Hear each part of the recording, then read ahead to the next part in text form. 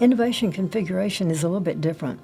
What it does is to explicitly spell out what the new practice will look like when it is in operation in the classroom. Innovation configurations, or IC, represent the patterns of use that result when different teachers put innovations into operation in their classrooms.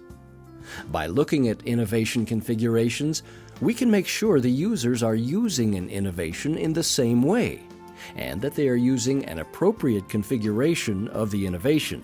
The innovation configurations work, which came after we realized that not all teachers were using the same flavor of the innovation, if you will, so that you had to decide level of use of what, because a teacher might be at a stage 3 level of use on something considerably different than another teacher in the same school even, who is at a proficient level but using a different configuration of the innovation.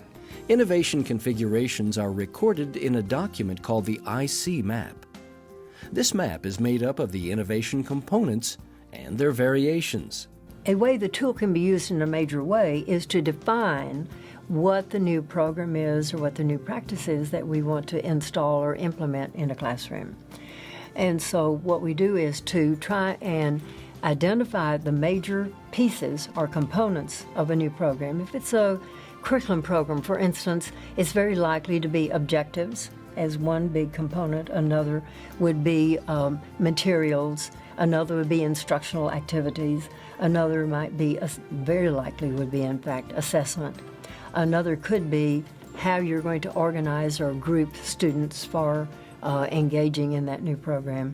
And then another component would be reteaching what kids didn't learn when you did your assessment. If you're working over a period of time with, let's say, a district, and you need to know what the behaviors are that are occurring in the classroom, you would look at the innovation configuration and, through a process of interview and observation, determine what is occurring in the classrooms, what materials are displayed on the walls, and what behaviors the teachers are engaged in, what the students are doing, all very innovation specific. And then after that, we take each component and we think, all right, when this component is ideally implemented in a classroom, what does that look like?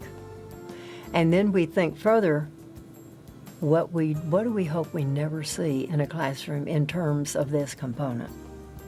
And then we can fill in various ways. It might be in diminishing quality. It might be a matter of looking at frequencies of the activity or intensity of the activity. You all have read about this program and you selected it and you have some knowledge about it.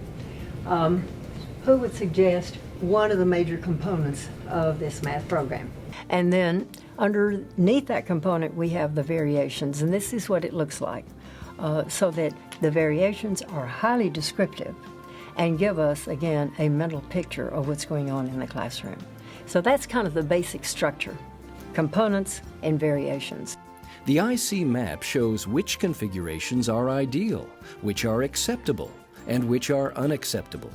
Frequently you'll see on an IC map, you'll see some dotted and solid lines, vertical if you will, and what those indicate is the ideal practice and the practice that's acceptable, and then to the right of all of that is what is not acceptable, so that it helps the implementer, each person, to understand what is this program, it's been spelled out, what is it we hope to see people doing, and so the ideal establishes expectations.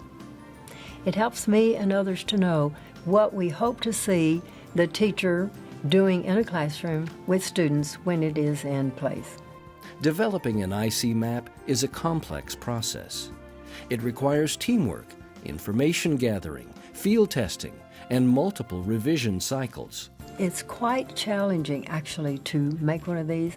They look deceptively simple, but it's hard to get these components clarified on a piece of paper. One of the neat things about innovation configuration mapping is when you put together a team that hopefully includes some school site people as well as central office people if you're working in a school situation, is that struggle of building the first draft of a configuration map builds a consensus image of what the innovation is supposed to look like in the classrooms. But the other part of it is, many times I say to people, we're making our IC and I'm giving you this huge eraser because it's not cast in concrete. We may learn new things over time, and so we may make modest adjustments in it. But doing the piloting or field testing of your initial document would certainly be a very good idea before you invest a lot of time and energy in using it to facilitate or for research.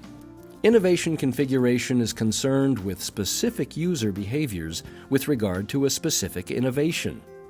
These behaviors are measured through interviews and observation, using the IC map as a guide. There are various uses, and one is to just define the new program. And then secondly, it's to set goals to say, 3 months from now, this is where we're going to be on this map. And then another usage of it is to use it as a monitoring device. And so the change facilitator goes to each individual and in collaboration with that individual sits down and says, now let's figure out where you are, how much progress you have made. The innovation configuration map has to be developed separately for each innovation.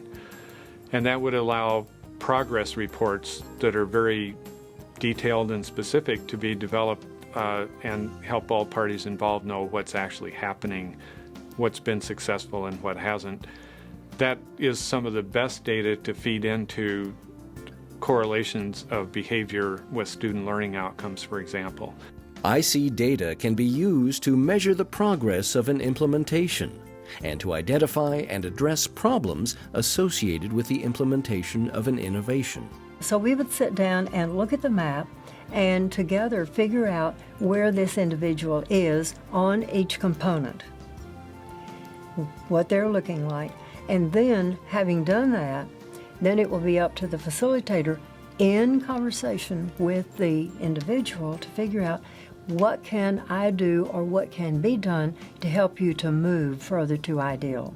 What we're trying to do here is to learn more about innovations. We're trying to figure out more effective ways to support people engaged in implementation. In the research purpose, what we're trying to do is to study the change process without the researchers intervening or getting in the way of it. And so we would use the IC map as a way of, it's a research tool now, and we would use that as a way to know what's going on with people. We would interview people, likely.